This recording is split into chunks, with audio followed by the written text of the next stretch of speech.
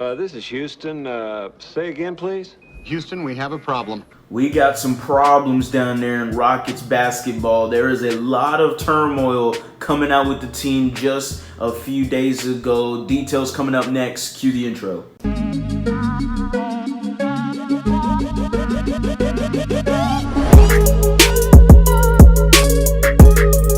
What is going on, everybody? Welcome back to a brand new episode of The League. Your host, as always, Harley Dugan. And man, we had a fat ass news dump for Houston Rockets basketball a few days ago. The Athletic just dropped bombs everywhere. I didn't even know where to step anymore.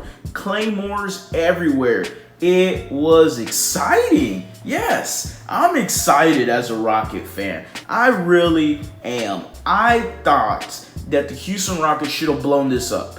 I thought they should blow this up going into this offseason. I really do. And now I firmly believe it. I wasn't believing it too much. You know, I thought, well, okay, you got Harden and Russ locked up for another year or two in their contracts. You know, let's run it back and see what happens. But now you got Russell Westbrook come out and says he wants out of Houston. He wants to be the floor general, and he wants the offense rotate around him. That's what he wants. Even though we traded Capella, played small ball, and said the reason we're doing small ball is because of Russell Westbrook, so he has more space to drive into the basket because the big man was in his way. Even though I saw Steven Adams play with him and he looked just fine, averaging a triple-double that year. I mean, even though Steven Adams was letting him grab every rebound, you know, he still averaged a triple-double, one of the most overrated seasons in NBA history.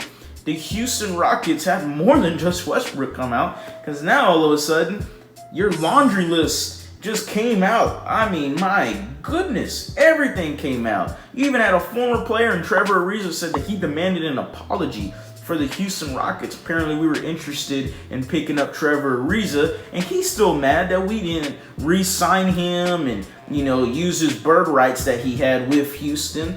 And he's upset about it, and he thought that he deserved an apology when we were interested in picking him up last season. We didn't give him one, so he said, F y'all. And we said, F you. Next, you got PJ Tucker. And PJ Tucker's irate about his contract situation. He's been mad about it for a few seasons now. It's understandable. Now, PJ Tucker is really the backbone of this Houston Rockets team. Defensively, he is awesome.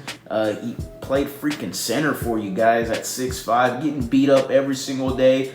But he wants a new contract. He thinks, looking at other 3-and-D players, you know, he wants money relative to them. I say, hey, why don't you goddamn sell your stupid ass shoes and make your money that way, damn it. I mean, you're going to be complaining about money and I only make $8 million a year. Well, I mean, sell your goddamn shoes, you make a lot more. You probably make double in $8 million. Come on now. You know, you begging for money. You got a bunch of shoes to sell, don't you?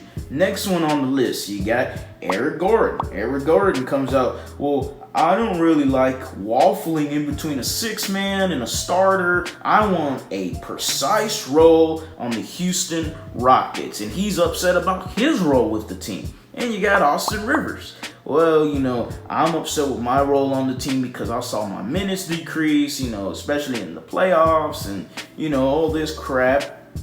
He's unhappy with his role on the team.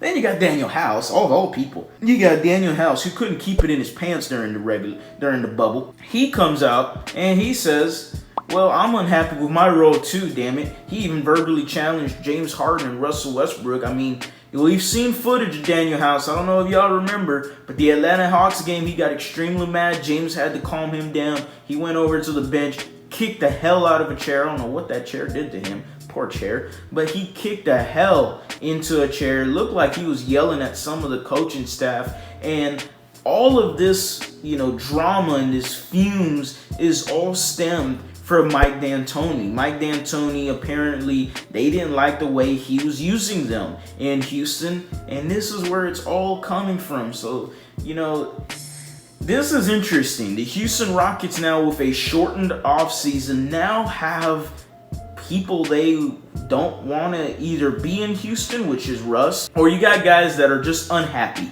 And what do? You got to have a team meeting with the coach, with the GM, and talk to everybody if they haven't so already. If they have, then F them all, trade all of them, and get you some assets. To me, and this is my viewpoint, blow it all up, start over, start from scratch. Let's suck for a few years. Let's get these draft picks and let's get it back rolling. I think Steven Silas is a great hire for this Rockets. I think Rafael Stone, he's been here for more than a decade. We're going to see what he's made of because Russell Westbrook is demanding a trade. He wants out of Houston. You know, few teams that are interested in him, and it looks like he wants to go to LA or the Lakers, the Clippers. You know, I saw the Bucks name thrown in there, the Hornets named, the Bulls, the Knicks. You know, so all these mixture of teams. I've seen Orlando not interested in him, but looking to trade Aaron Gordon. I've seen different teams, different places. Don't trade him to freaking Detroit for Blake Griffin. I'm going to be freaking pissed if you did that.